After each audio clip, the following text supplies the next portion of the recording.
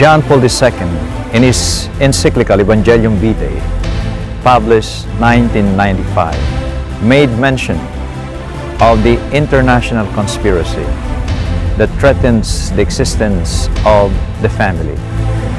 Naturally, if the family is threatened, the whole church is threatened as well.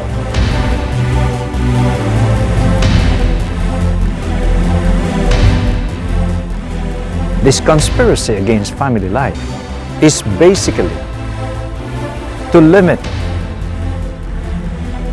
the number of children to only one. They call this one-child policy. And they have imposed this in China as well as in all the developed countries. And now in 187 countries who are members of the United Nations. And what is the effect?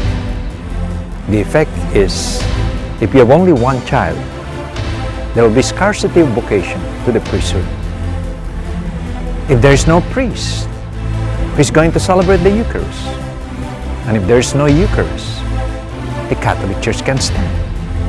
Hence, this conspiracy against family life is indeed a threat to the very existence of the Catholic Church. However, we know, as St. Paul tells us, we are not fighting flesh and blood. Our enemies are not human beings, as mentioned by St. Paul in Ephesians chapter 6, verse 12, but principalities of darkness. In short, bottom line, it's Lucifer.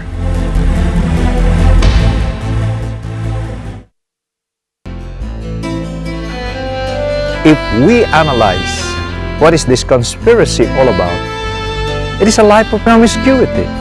And promiscuity is lust. Lust is one of the 7 capital sins. Hence, bottom line, the problem is spiritual.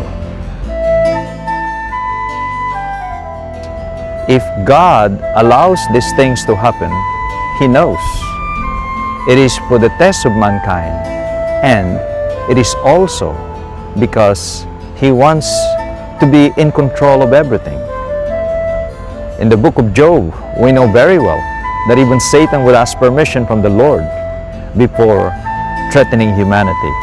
And if God gives permission, it is because He knows He has the answer. Here at Fatima, in this basilica, in honor of Our Lady of Fatima, John Paul II twice celebrated Mass. And in his homilies, very clearly, he gave the solution to the global problem of the conspiracy against the family life and the Catholic Church. And the Pope's solution is the Fatima solution.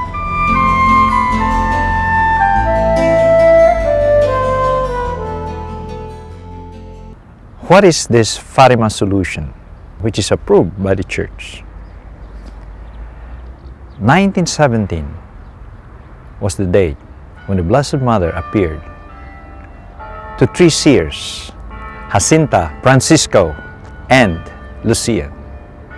She said, you have to pray and do penance.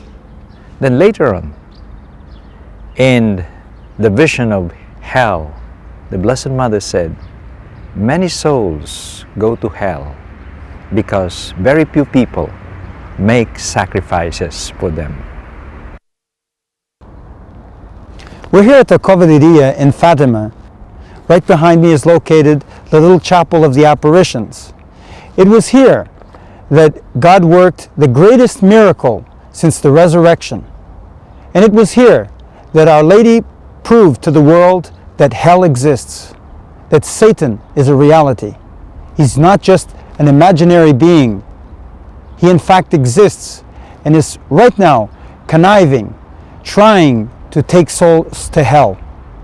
So Our Lady, to prove this to the 3 shepherd children and subsequently to the Church and to the world, opened the ground here before the children on the 13th of July of 1917 and showed them the horrific vision of the souls suffering in hell.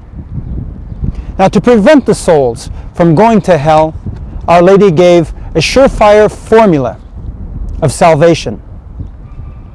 She also gave a formula of world peace for the Pope. Both formulas are complementary. Both formulas must work together for the triumph of the Immaculate Heart of Mary to occur.